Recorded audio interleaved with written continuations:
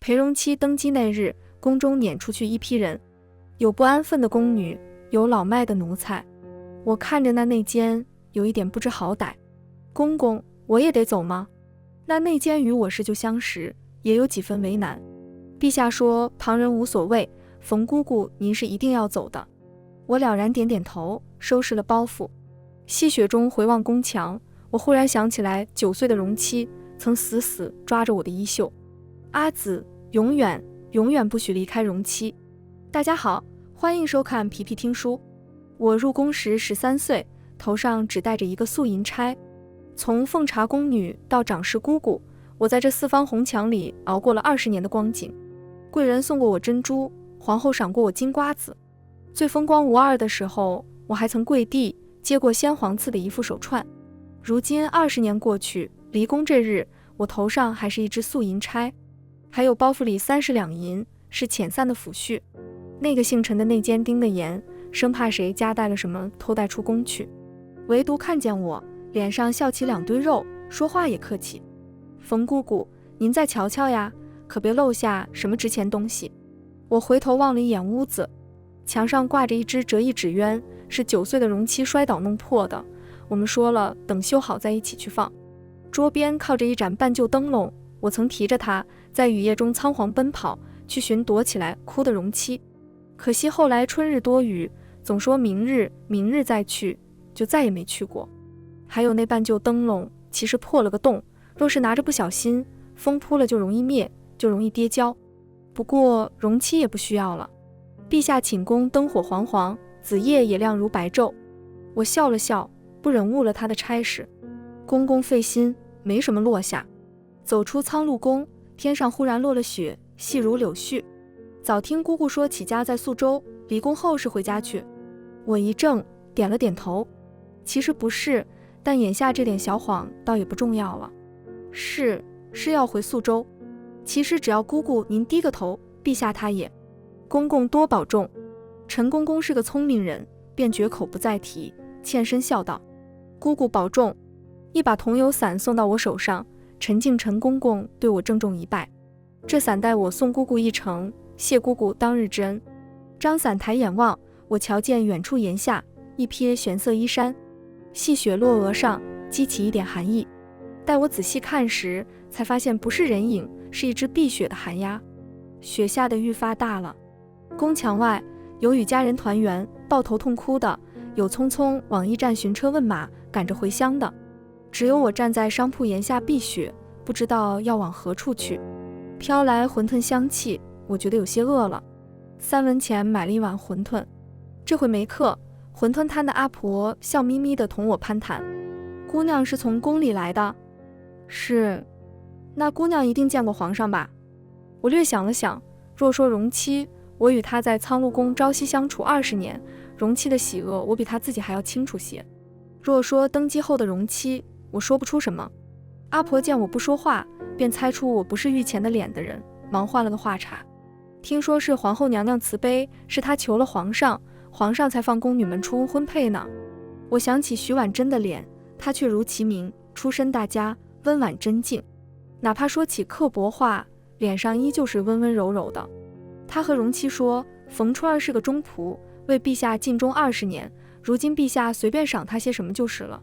若再觉得不妥，那再为冯姑娘指门亲事，侍卫或太医都好，体面又风光。荣妻并不说话，只盯着我跪在地上的背影。我不愿意，磕了个头，编了个谎。奴婢家在宿州，有幼时定下的亲事。凤座上的徐婉珍大喜过望，点头赞叹：真是好痴情的一对鸳鸯。险些误了你。荣妻变了脸色，落在我颈上的目光沉了沉。她已经不是9岁的荣妻，不是那个饿到掏老鼠洞找吃的，怕我走就哭着鼻子拉我一脚的荣妻了。瘸子好了腿，总先丢拐棍。眼前的荣妻目沉如水，不便喜怒，半晌才是沙哑的一句：也好。我磕头谢了。馄饨一不留神烫了舌头，我回过神点头：是，皇后娘娘和善慈悲，是个很好的人。真好，打来打去好些年，如今这天下可算是要太平喽。雪小了，我拿起伞要走。当初爹娘拿着我卖身的钱，带着弟弟逃了荒。那会我跟着人牙子船行过宿州，眼前家乡雨色蒙蒙，四处奔走讨生活的宿州货郎触景生情，唱宿州小调。前世不修，生在宿州，13、14岁往外一丢。那年我13岁，也被往外一丢，所以刚进宫时，我怕身后无人，会遭人欺负，就扯谎说家在宿州，有爹娘等我回去，我不会一辈子留在宫里。如今无处可去时，我竟然真的犹豫要不要买一张去宿州的船票。正想着，身后古董行传来讨价还价的声音，这可是内造的货，若不是我姑姑出宫，哪能带出来？100两已经是便宜你了。只看嘴上一个黑质的男人扯着嗓门：小伙计，你不识货呀？这做工不假，只是要等掌柜的来了仔细瞧瞧。古董铺的小伙计擦了擦额上的汗，为难的陪笑。黑质男人做事要走，小伙计急得快哭了，说自己讨口饭吃不容易，不敢随便定这么大的买卖，若出错了要自己掏钱赔的。不知哪位姑姑这么有本事，能在铁公鸡之称的陈敬臣公公看管下偷带这么大个花瓶出来。我觉得有趣，便回头瞧了一眼那美人姑。这不是内造的。黑质男人猛地瞪我一眼，瞧瞧这釉，姑娘说这话也不怕打了牙。我抿嘴摇摇头，我倒是不懂什么釉，只是觉得跟我看到的不像。我伺候过荣妻的母妃，那时她还没有自戕，还是风光无二的贵妃。那时苍鹭宫还不是冷宫，天下奇珍海水一样躺进宫里，别人一辈子也瞧不见的稀奇玩意儿，苍鹭宫的宫女每日收拾的都要腻烦。黑质男人撸起袖子要吓一吓我，却看见陈静送我的桐油伞上一方小小的印鉴，便识时务的哑了火。你这人不识货，我不卖了。黑质男人悻悻地走了。不等小伙计连声道谢，身后传来一声赞叹。难怪江某觉得姑娘气质谈吐皆不凡，原来是宫里来的。看见眼前这位发福的中年掌柜，我欠了欠身。生意人眼神毒辣，他瞧见了我未盘的发，闭上包袱和靠在门口的伞，便猜了个七八。免去寒暄，伙计上茶。茶是玉露，喝过2杯，江掌柜豪爽笑道：姑娘方才仗义直言，江某就看出姑娘性子直爽，便不拐弯抹角了。明年宫中选秀，江某上头有位主家，想为家中小姐们聘一位宫里出来的教养姑姑，也求访了许多，不是畏手畏脚，便是偷奸耍滑，要么连正经世面都没见过。江某可作保，主家绝对不会亏待姑娘，不知姑娘可否愿意？眼下没有地方落脚，我点了头。但我有个条件。他当真走了。寒鸦驻足高台，很悠闲地着了着羽翼，檐下是穿着玄色衣衫的容妻。回陛下，冯姑姑走了。陈静明白主子的心思，奴才还多嘴问了一句，冯姑姑说要去宿州，她有没有悔意？还说过什么话吗？陈静心里叫苦。没有，冯姑姑只同奴才告了别，没有说过未分，也没有怨对之言吗？冯春儿什么也没说。徐婉珍说得对，这是冯春儿以退为进的手段罢了。想必要不来3、5日，他就会低头回来，欢欢喜喜接受贵人的位分，从此安分守己，不生事端。这样的人，容妻见过太多，仗着恩情，恬不知耻的勒索赏赐。当初太上皇落难时，曾受人一饭之恩，太上皇回宫后，酬谢了那人10两黄金，那人不知感恩，还觉得给的太少，总到处宣扬太上皇当初落魄的去喝马尿、啃树皮，如今忘恩负义，薄待恩人。太上皇震怒，将他拉出去砍了，至此才平息了议论。而徐婉珍和他不一样，徐家和他都守着当初和母妃定下的约，高门贵女的徐婉珍有那么多王公贵族不嫁，硬是等她到了26岁，都等成老姑娘了，也没另许人家。徐婉珍说，底下的奴才都是这样，要么讨好风头正盛的主子，要么将宝压在失势的主子身上，赌对了就是一生荣华富贵。对冯春这样的人，可以想个法子试他一试，看他是不是真的忠心。如果是真心事主，也不会在意荣华位分；如果是工于算计，一定会追悔莫及，从此安分守己。可他什么也没要，编了个谎走了。过了5日，依旧没有消息。容妻有些坐不住了，想必是带走了不少金银细软。毕竟这么些年在宫里，他为人善良实诚，不少主子看重他，连底下人都巴着孝敬，讨好的喊他一声姑姑。容七见过那些得势的公公姑姑，个个富得令人啧舌，想闭上赏下笑，他攒了不少银子。你看着他离宫，可带走了什么？皇后娘娘说，不许工人带走宫里赏赐。姑姑在宫里待了20年，20年的工人只按例给了遣散的30两银，姑姑就带了这些。30两银子够做什么？除去回宿州的船费、安身的费用，他怎么吃饭？难道他还真信了自己编的谎，以为有个良人在家等他呢？他什么都没带。你们平日里孝敬讨好呢？我不信他没攒下什么提己。也孝敬，可冯姑姑从来不要我们的，说宫里头奴才都是苦命人。想到当初冯姑姑的恩情，陈静擦了擦眼睛。冯姑姑走的时候还了当初欠旁人的钱，说30两银也是奴才虚估的数，可能还了旁人的钱，剩下的并没有这么多。容七说不出话了，他心里闷闷沉沉的。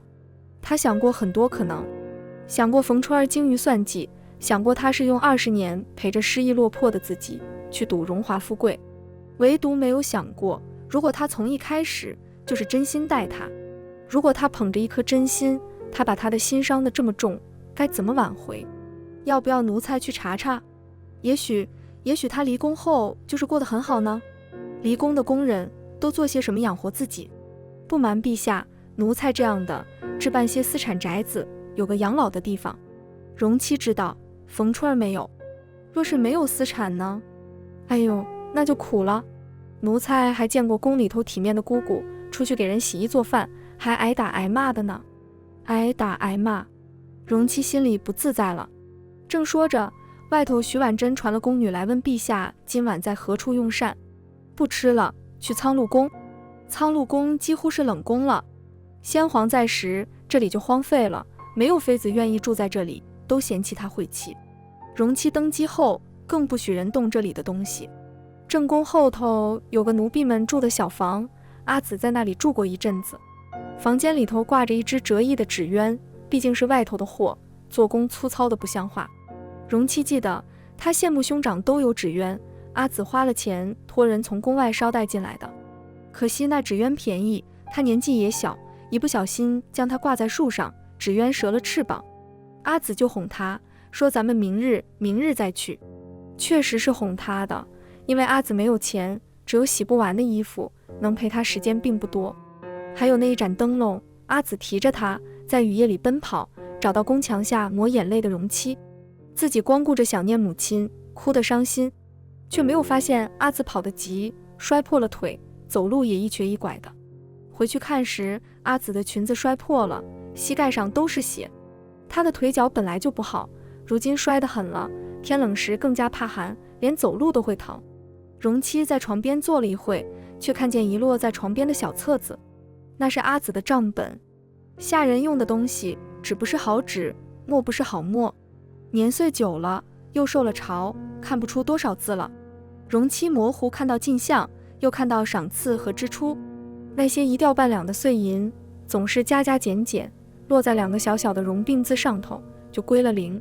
容七沉默了很久很久，他忽然想起了20年前守着病床前的母妃时，母妃已经病得很重了，他心死时甚至不愿求生，任由自己跪在床前苦苦哀求，他还是将那些药都吐了。自己也是这样怕他像母妃那样就这么丢下自己，任他如何哀求，可母妃还是走了。他好像从来都留不住任何人在身边，就像陪伴了他20年的阿紫。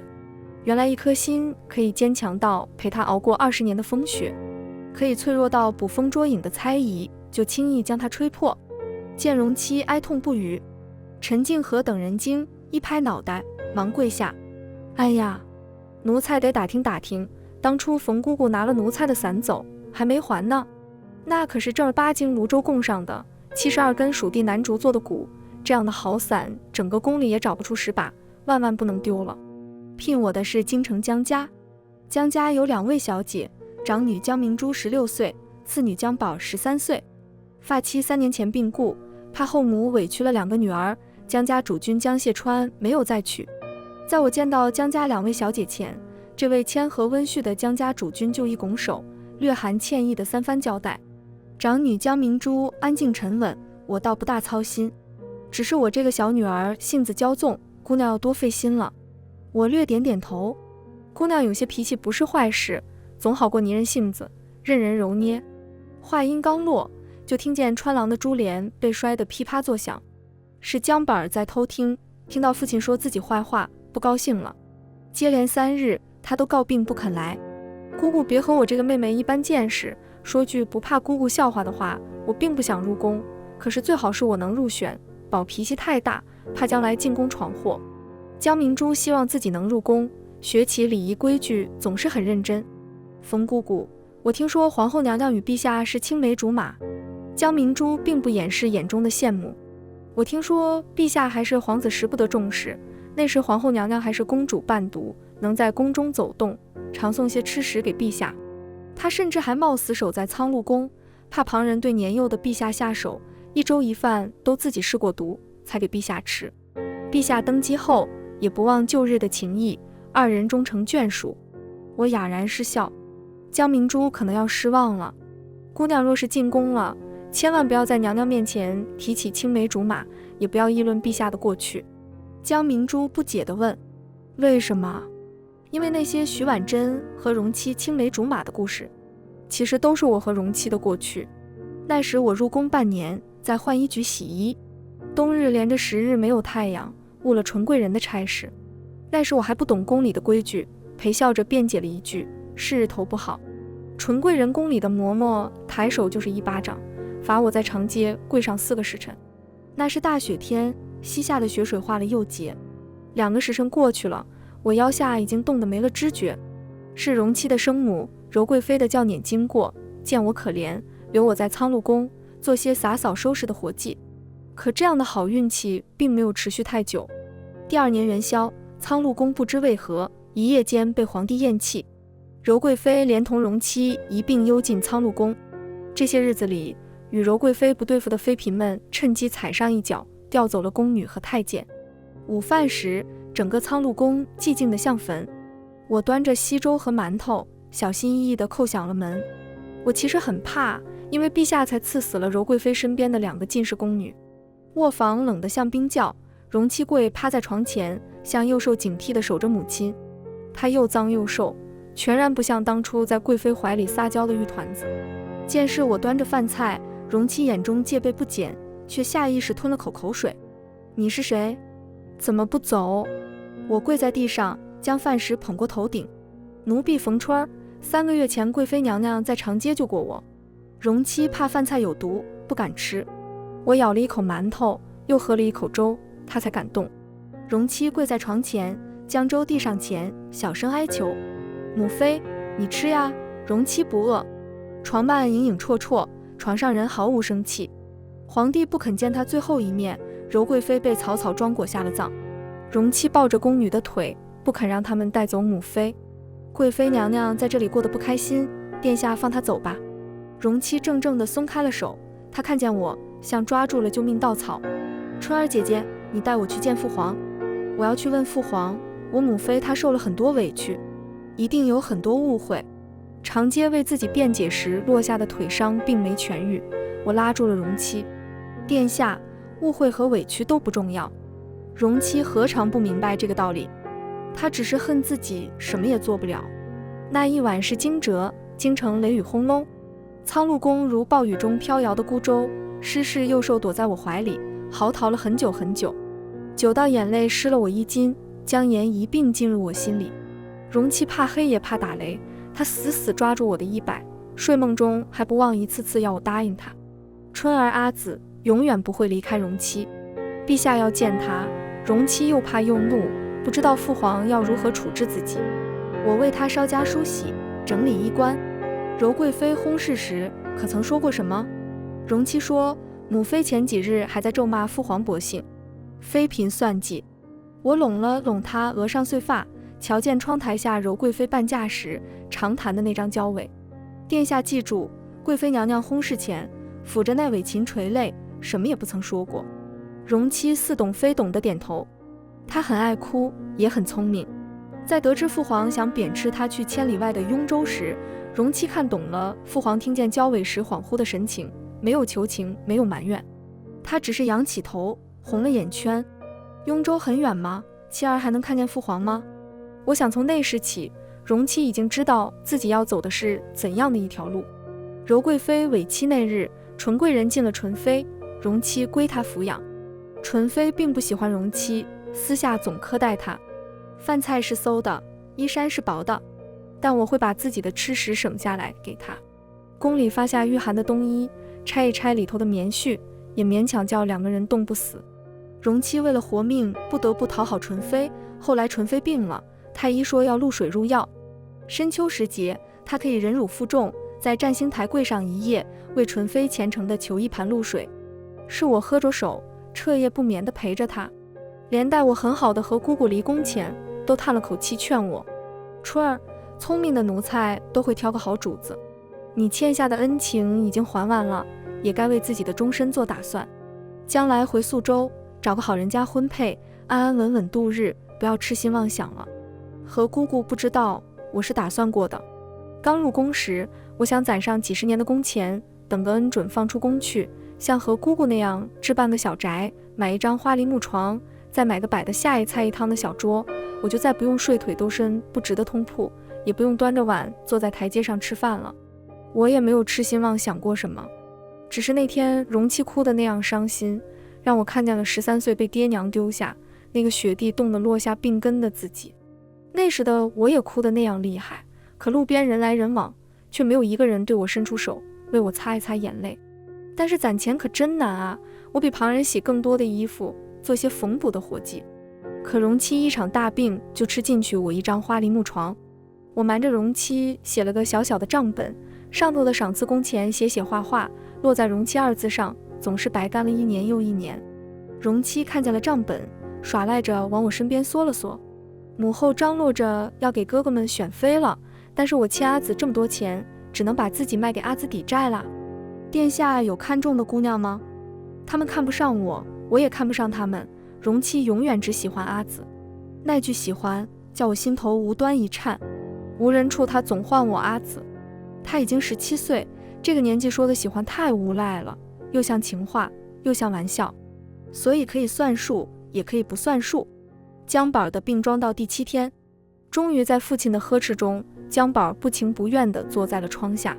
我早听人说过，这次撵出宫的都是陛下厌弃的奴才，冯春儿他肯定也是被撵出来的，不然他怎么心虚让爹爹不要跟旁人提起他。一众丫鬟婆子等着看好戏，江宝像一只得意的小公鸡，抬起下巴看着我。我不气不恼，静静地看着他。不错，我是被陛下厌弃撵出宫的。那你知道什么样的女子会被陛下厌弃吗？江宝怔住，吞吞吐吐道：我不知道，当然也不需要知道。我家世好，嘴又甜，爹爹说了，没人会不喜欢我。又见没能难住我，他气呼呼地丢下书跑了。宝儿性子古怪，姑姑不要跟他计较。江明珠看着我，还有一点不安。只是姑姑，陛下不喜什么样的女子？说话间，外头的雪絮絮地下了。容妻27岁那年，先皇病得很重了，皇子们轮流侍疾，而我要教导新进宫的宫女们，不常在御前伺候，已经不大见得到容妻了。上一次见她，是她在陪徐婉珍放风筝，她在徐婉珍耳边说了什么，引得她低头捂住嘴笑，连手中的风筝线都拿不稳。那风筝摇晃着掉在我脚边，容妻看见是我，不自然地笑道：冯姑姑，辛苦您捡过来。徐婉珍看见我，笑得温柔：我听容妻提起过你，她夸你是个很忠心的奴才。我应该是宫里最后一个知道容妻和徐婉珍议过亲的人，只是后来柔贵妃薨逝，生了许多变故，拆了这对娃娃亲。徐婉珍等她等到至今大龄未嫁，一片痴心可见。如今破镜重圆，分外珍惜。更何况容妻登基，有先皇对柔贵妃的思念，对容妻的亏欠，还有徐家的助力，所以封徐婉珍为后是一件没有悬念的事情。所有人猜测的是冯姑姑对陛下恩重如山，陛下会给冯姑姑什么，或是冯姑姑会跟陛下要什么。那日我去送茶点，听见容妻说：冯川是个中仆，朕不知该赏他些什么好。虽是中仆，也太有心计了。徐婉珍笑道，难为他一个小小奴婢，竟然这么聪明，会拿捏人心，既能一句话打动先皇，待在浣衣局4年，还能让先皇想起来，提他到御前奉茶，又押中陛下登基，倒真让他赌赢了。容妻语气不悦，朕猜他会要个妃位，不然就是嫔位，陛下不如是他一试。我坐在宫墙下想了很久，连雨打湿了裙摆都没发觉。我并不难过，只是算着再从头攒一个小宅子，一张床和一个桌子要多久。我不如徐婉珍说的那么聪明，这么简单的算术，我竟然坐在雨里算了很久，算到两眼疼得厉害，也没有算明白。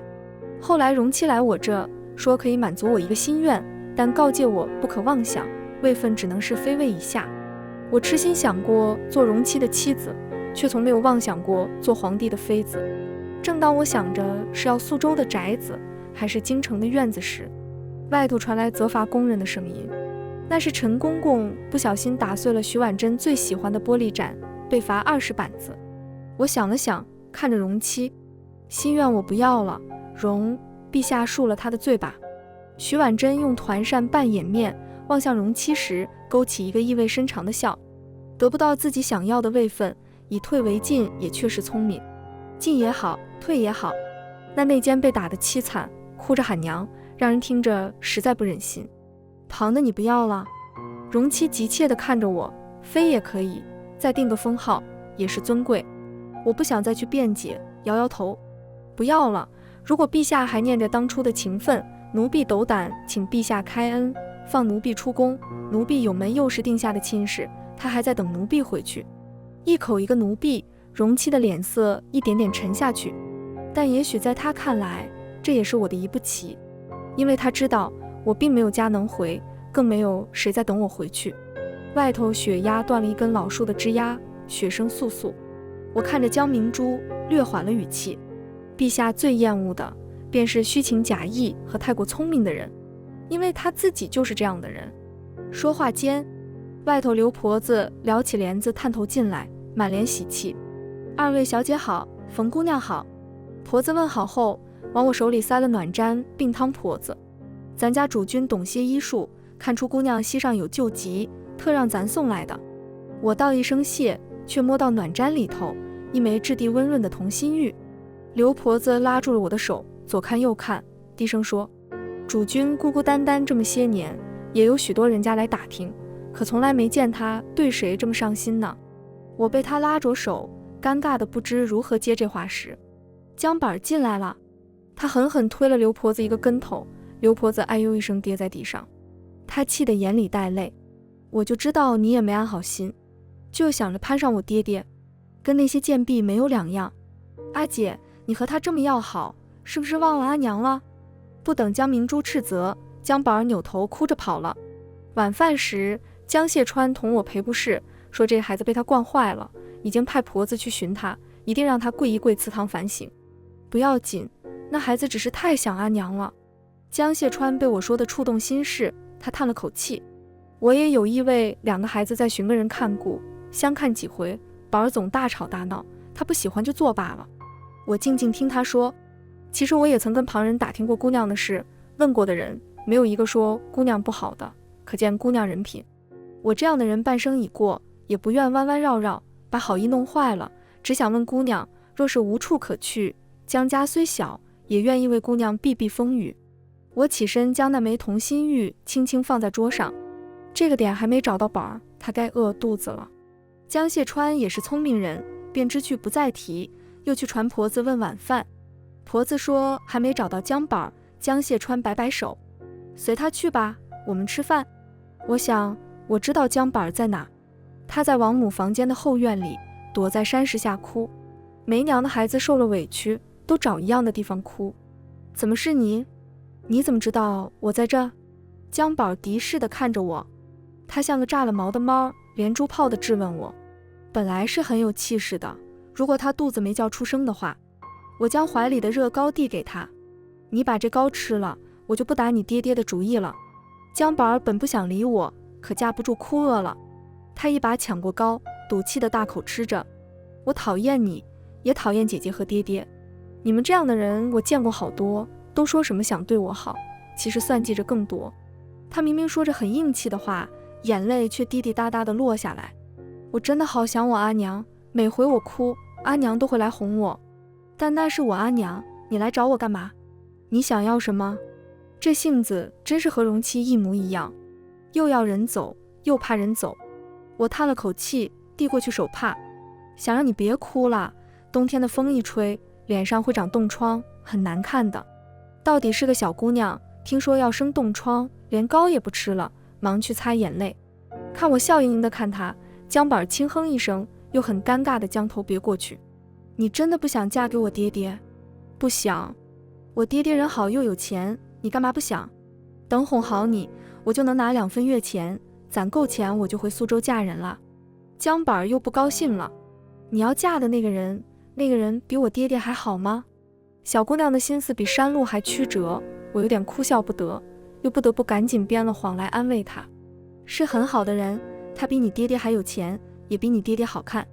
总编这样的谎，连我自己都信了大半，好像真有个人在苏州等我很久。那总不能比我爹爹性子好吧？况且我姐姐性子也好。姜宝吞吞吐吐地看着我，其实我的性子也很好的。是啊，宝性子也好。见我没明白他的意思，姜宝急得连膏也不吃了，一把将膏塞回我手里。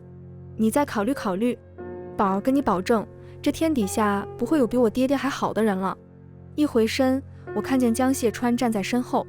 宝说的这番话，想必他也听到了。见江蟹川沉默，急得宝跺脚去晃他的手。爹爹，你别傻站着，快说句话呀！不等宝着急，一个身影急切地自江蟹川身后向我奔来，不顾旁人惊异的目光，他跌跌撞撞将我紧紧拥入怀中，向珍宝失而复得，2滴热泪落在我脖颈。我听见他哀求的声音，一如20年前那个仓务工失势的幼兽，固执地拉住我的衣袖，要一个一生一世的承诺。阿紫，你为什么不回去？你不要容七了吗？姜宝急了，用力将容七推开，护在我身前。哪来的流氓？谁是你阿紫？府上没人知道容七的身份，除了江蟹川和我。这几日，姜宝怎么看容七怎么不顺眼。他叉着腰，把容七从上到下打量了一遍，用鼻子哼了一声。你就是冯姐姐说的那个苏州的男人。一旁的陈静战战兢兢，汗都擦了3遍。不是，是我。我和容七同时开口，气氛瞬间尴尬下来。姜宝何等聪明，一瞬间就明白了我并不喜欢容七。他更加得意。我看你也不怎么样啊，长得还行，你有很多钱吗？容七想了想，点了点头。还算多。那也没有我爹爹多，我爹爹可不止这一处宅子，我们在乡下还有几个庄子呢。这回擦汗的人变成了江蟹川，他忙拉住姜宝，不许胡言，刘婆快把这逆女带下去跪着。我才不要。爹爹，我好容易劝冯姐姐考虑考虑给你当老婆，这个臭流氓又是从哪来的？江蟹川站不住了，慌忙跪地告罪。裴公子恕罪，我这女儿年幼，求公子不要和她计较。我护着姜宝在身后。容，你有什么话同我说，不要为难他们。我怕宝儿再说出什么触怒容七的话，便与他去了里间说话。阿紫，和我回去吧。容七急切地去拉我的手，是我不该疑心试探你，你是不是怨我，是不是生我气了？我摇摇头，觉得好笑。陛下何来试探一说，奴婢忠心侍奉主子20年，心中感恩主子宽宥待下，不曾有一刻生出怨恨。阿紫，你不要说这样生分的话，当初我只是糊涂，以为你心里有私，对我好只不过是想要博一个前程。陛下糊涂了，您的姊妹只有2个，如今都在公主府住着，虽然奴婢已经不在宫里当差了，陛下还是照旧唤我一声姑姑吧。阿紫，容七死死抓着我的衣袖，不肯放手。求你，阿紫，我求你了，别这么和我说话。是我糊涂，是我见惯了那些虚情假意，我分不清楚了，才想是你。他红了眼睛，好像我又看见了20年前那个仓禄宫的孩子。他在暴雨中绝望的嚎啕，并不知道为何身边的人总要丢下他。我已经知道徐家并不是只压中我一人，甚至徐婉珍这些年未嫁，也只是他们压着住。我冷待徐婉珍这些日子，徐家并不恼怒，他们还有很多待嫁的女儿都可以送入宫。荣妻真的糊涂了，她和徐婉珍的故事并不需要和我解释什么，我只是一个奴婢，如何敢过问帝后之间的局语？陛下说笑了，阿紫，你看在我母妃的份上，应我一声，别不要我好不好？他提起柔贵妃，我怔住了，看他赤红着眼睛，惶恐地拉着我的衣袖，生怕我再弃他而去。我深深叹了口气，荣妻，那天教你在先皇面前不便，我不是满肚子心机和算计，因为我13岁，爹娘把我卖给人牙子，阿爹不舍得把我抱在怀里时，我知道他其实还有些钱，只是不愿留下我罢了。阿娘说了许多遍，不是不爱我，说他们其实不愿意这么做，还要我不要恨他们。你看，他们这样说，却又那样做，他们哭得那么伤心，仿佛是我不要他们了。后来我就明白了，他们把心藏起来了，没有分给我一点。那些爱我的话，都是他们说给自己听，拿来骗自己的，让自己良心好受。他们这样的人薄情，却要别人真心，还要别人伤了一颗心，还无怨无悔。你只能用虚情去骗他们假意。荣妻，我只是比你早一点明白这个道理，可我宁愿自己永远不懂这个道理。外头雪停了很久，月亮映着血色，将人的心照得分明，也让我看清他脸上竟然是泪。荣妻，我其实也没那么清高，知道你娶了徐婉珍，我难过了一下，但没有难过很久。我很快就哄好了自己，我没有妄想过什么妃啊嫔啊，我没出息，想着做贵人也是可以的。如果我的身份低贱不配为妃，旁人议论起来，我也不愿你为难，那我就做个膳房或者制衣局管事姑姑，我们就不用像从前那样为吃穿发愁了。我想了很多，唯独没有想过你原来如此看轻我。那一日，我差一点就说服了自己，对荣华低头，当个妃子。毕竟从前为了几两碎银，我已经不知自己和旁人求了多少情，低了多少次头。可听见工人议论陈公公打碎的那个玻璃盏，他们叹了口气，说这玻璃盏只是看着厚实，其实很脆，根本经不起磕碰。真心亦是如此，你若好生安放，它永远不会坏，可你不能把它摔在地上，还怨它易碎。出了宫，我发现攒钱好像没有宫里那么艰难。我问过了，宿州的宅子便宜，偏一些再小一些，再加上好说话的主家，旧的木床桌椅也一并送了，都不要100两银子。见我意已决，荣妻眼底哀求，阿紫，你再等我些时日，来日我们可以一同隐居宿州。我摇摇头，一点点抽回他攥着的衣袖，这样任性的话，请陛下不要再说了。对荣妻，阿紫该说的话都说尽了。对陛下，我躬身深深行礼。陛下若是念着过去奴婢伺候的情分，赏奴婢些银钱安家就是，奴婢感激不尽。冬日最后的雪在前几日都下尽了，姜板贴在墙上的九寒图81朵梅都画完了。如今是连着7日的晴天，刘婆说往后日日是好日。天暖时，姜家姐妹的课业也尽了。我托陈静捎句话，希望来年荣妻可以免去姜家姐妹选秀，许他们另行婚配。姜明珠不愿入宫，而姜宝的性子也实在不适合关在四方宫墙。在一个无风无雨的春日，我启程去宿州。渡口边，姜宝舍不得我，抱着我的腿，哭得说不上话。宝儿那天推了刘妈，你有没有和刘妈道歉呀？有。别哭了，宿州的玲珑糕最有名，等冯姑姑回来给宝儿带好不好？那姑姑要快点回来，糕冷了就不好吃了。船行了，两岸皆是雾蒙蒙的新柳。船上几个行人无事打发时间，便说到了皇帝废后的消息。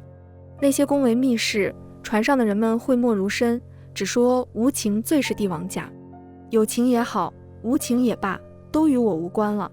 我只想知道宿州天气水土如何，冬日可冷不冷。那宿州来的船夫无事可做，见我搭话便起了劲。宿州民风淳朴，又热情好客，听我夸赞宿州，他喜得要唱上一段宿州小调。我以为他要唱那货郎唱的曲子，说自己前世不修，生在宿州，13、14岁，往外一丢。再看日头正好，两岸新柳春意勃勃，我实在怕他扫兴，船夫猜出了我的心思，却摆摆手，得意唱道：金满仓银满仓，宿州米仓满当当。夏不热冬不寒，一年皆是好风光。桂花好春景长，我乡亦是君故乡。全文完，皮皮听书感谢您的观看，每天上新精彩小说，喜欢就订阅吧。